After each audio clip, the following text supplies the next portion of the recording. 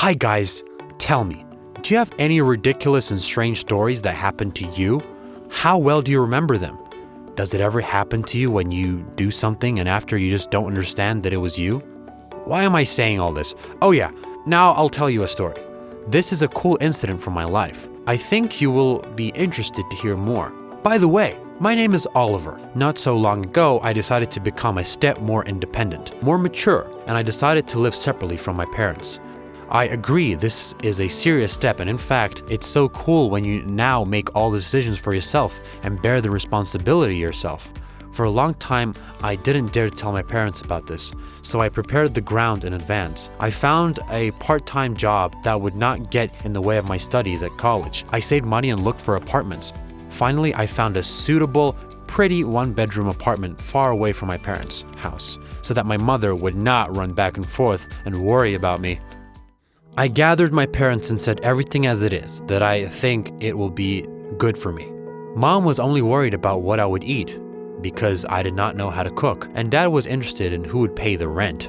I said that I would pay for everything myself and survive off of pizza for the first while until I learn how to cook. Or who knows, maybe I will have a girlfriend in the future and we'll live together. At first they thought about it for a long time, then decided to give me the go-ahead. Well, they thought since I myself took the initiative, then why not? I warned my parents that I won't tell them the address yet because I needed to get comfortable in the new space, do everything in the apartment for my liking, and only then invite them to visit. They agreed. So I moved my things and drove into my new house, happy. I made and rearranged the furniture as I needed to begin to live there. The first 2 weeks, everything was fine, but then, to tell the truth, it became terribly hard for me to run to school in the morning and sit at the computer in the evening. I worked part-time as pizza delivery guy, and by morning I didn't have the strength to go to school. And if I went to school, then later I didn't have the strength to go to work. So I started to think about what to do and found a way. A temporary part-time job that would be remote. Yes, I made good advertising banners, and generally speaking, you could live on this money. This way I myself controlled my work time and was finally getting enough sleep. Around Christmas, I got a bunch of orders. It was when the winter break began at school, so I completely immersed myself in my work and did not leave home at all. I wanted to turn in the projects as soon as possible and go home to my mom and dad to celebrate Christmas together. Mom missed me the most, and I missed her really as well. When one day I was at the computer from morning until late at night, I suddenly realized that I hadn't eaten anything all day. I had nothing in the fridge, and suddenly someone rang the doorbell.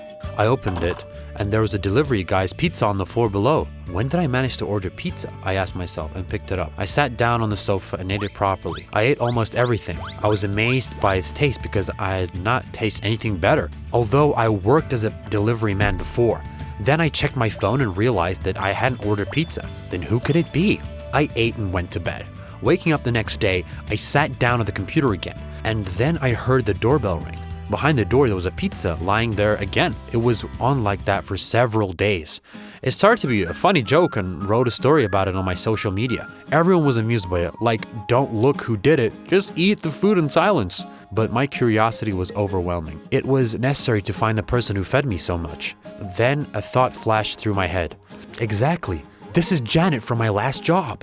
I thought, this was the girl I liked. We worked together in the pizza delivery place. Oh, she was just an unreal beauty. I thought that if she sees my posts, then soon I'll be able to see her outside my door.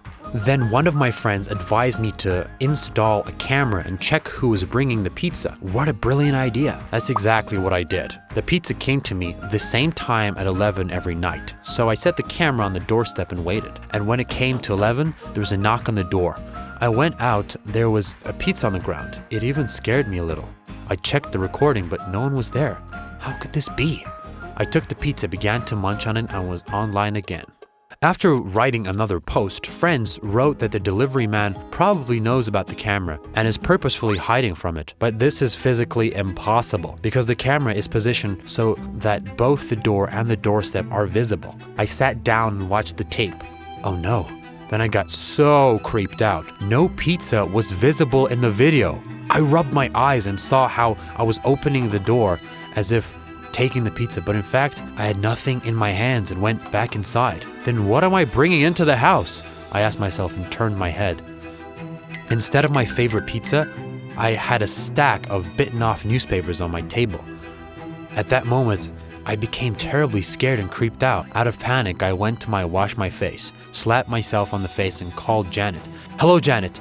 Tell me, did you ever bring me pizza?" I asked her in a trembling voice, and she told me, "Hello? Who is this? What do you want?"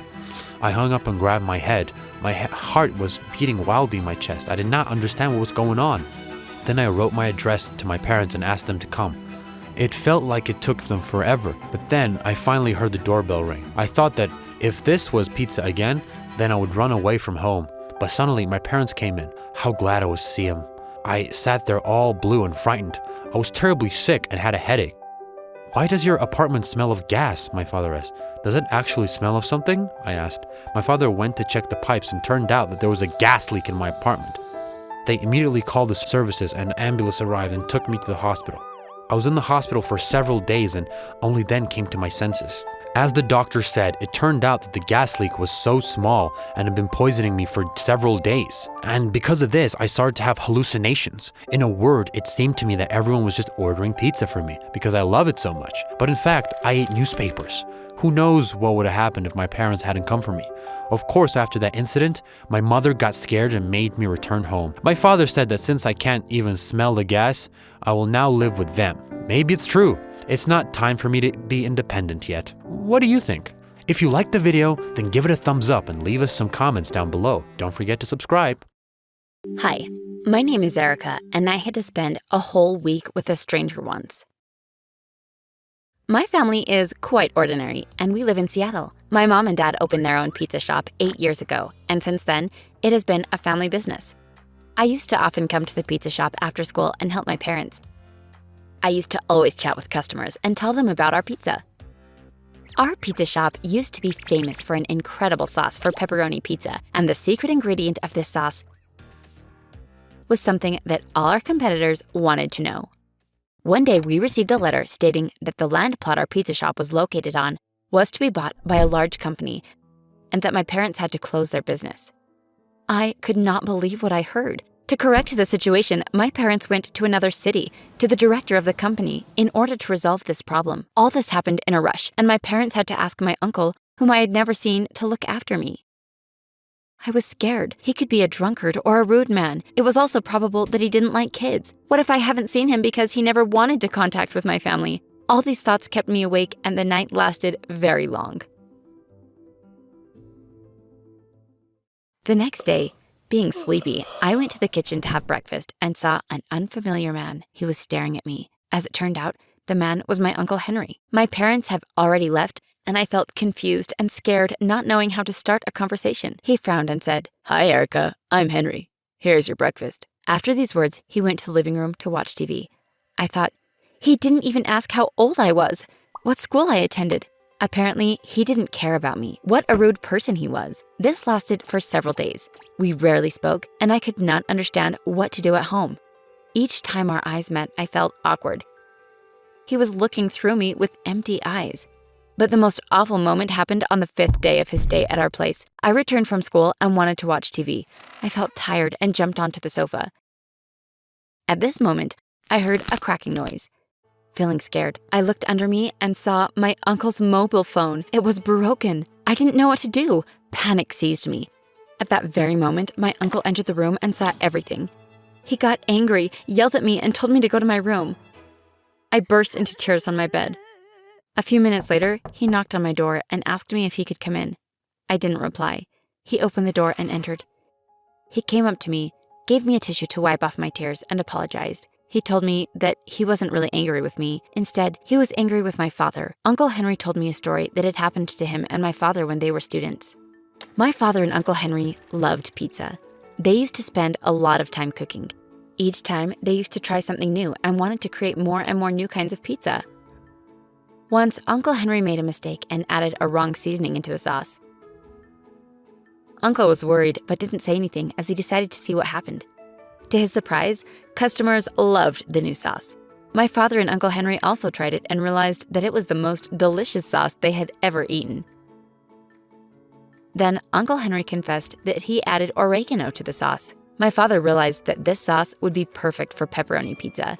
That was how the legendary pepperoni oregano pizza appeared in Seattle. They began to reap the rewards of success. Everyone around discussed this incredible new pizza, but the success was followed with disagreement. My dad and Uncle Henry couldn't divide the merits. My father was the one who bought all the ingredients, including oregano, and he insisted that it was just a matter of time that he would add it to the sauce.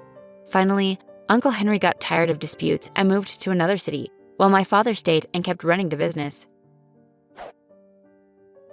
Uncle Henry made an attempt to start his own pizza business, but the pepperoni oregano fame stayed with Seattle. When the story was over, I understood why Uncle Henry was so upset and didn't want to spend time at our place. A couple of days later, my parents returned with bad news. We were not able to get our place back. The pizza shop was lost. However, I couldn't let it end like this. Uncle Henry was going to leave when I stopped him. I took him and my father to the living room and said, "Dad, you and Uncle Henry should not be enemies. You are brothers. It is not important who created that sauce. It is important that people love it. You both can invest in a new business at a new place, and I'm sure we will be successful. The most important is to be together." My words helped my father and Uncle Henry to understand that family was the most important thing. That's how we started everything from the very beginning. Of course, we had fewer customers, but we were happy. Take care of your beloved ones because they can help you promote your business.